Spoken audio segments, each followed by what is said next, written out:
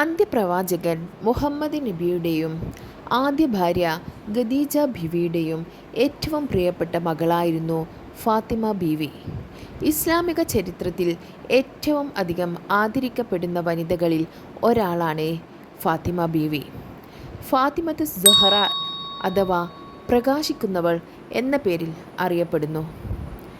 മക്കയിൽ പ്രവാചകത്വ ലബ്ധിയുടെ 5 വർഷം മുമ്പാണ് ഫാത്തിമ ബീവി ജനിച്ചത്. ഇസ്ലാമിൻ്റെ പ്രാരംഭഘട്ടത്തിൽ മക്കയിലെ മുസ്ലിങ്ങൾ അനുഭവിച്ച കടുത്ത പീഡനങ്ങൾക്കും ബഹിഷ്കരണങ്ങൾക്കും അവർ സാക്ഷിയായി. കുട്ടിക്കാലത്ത് തന്നെ മാതാവ് ഖദീജ ബീവി മരണപ്പെട്ടത് ഫാത്തിമയെ ആഴത്തിൽ ദുഃഖിപ്പിച്ചു. പിന്നീട് പിതാവിനെ പരിചരിക്കുന്നതിൽ അവർ അതീവ ശ്രദ്ധ പുലർത്തി. അതിനാൽ അവർക്ക് ഉമ്മ അബീഹ എന്നൊരു വിളിപ്പേരുണ്ടായിരുന്നു.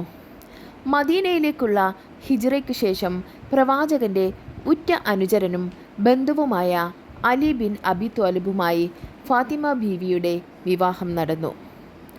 അതീവ ലളിതമായ ജീവിതമായിരുന്നു അവരുടേത്. വീട്ടിലെ എല്ലാ ജോലികളും ഫാത്തിമ ബീവി സ്വന്തം കൈകൾ കൊണ്ടാണ് ചെയ്തിരുന്നത്.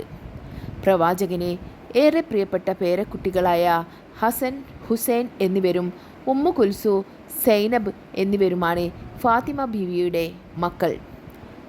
പ്രവാചകൻ്റെ പരമ്പര നിലനിന്നത് ഫാത്തിമ ബീവിയിലൂടെയാണ്. മുഹമ്മദ് നബിക്ക് ഫാത്തിമ ബീവിയോട് വലിയ സ്നേഹവും ബഹുമാനവും ഉണ്ടായിരുന്നു. ഫാത്തിമ മുറിയിലേക്ക് വരുമ്പോൾ പ്രവാചകൻ എഴുന്നേറ്റ് നിന്ന് അവരെ സ്വീകരിക്കുകയും തൻ്റെ അടുത്തിരുത്തുകയും ചെയ്യുമായിരുന്നു.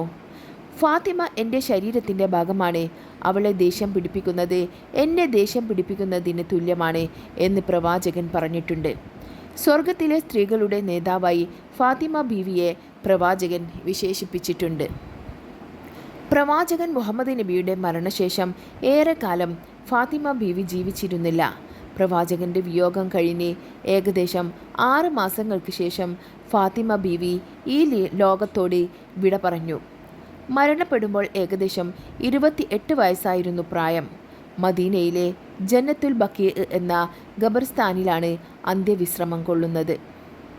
ത്യാഗം, ക്ഷമ, ലളിത ജീവിതം, പിതാവിനോടുള്ള ഭക്തി എന്നിവയാൽ ഇന്നും ലോകമെമ്പാടുമുള്ള മുസ്ലിം വനിതകൾക്ക് ഉത്തമ മാതൃകയാണ് ഫാത്തിമ ബീവി.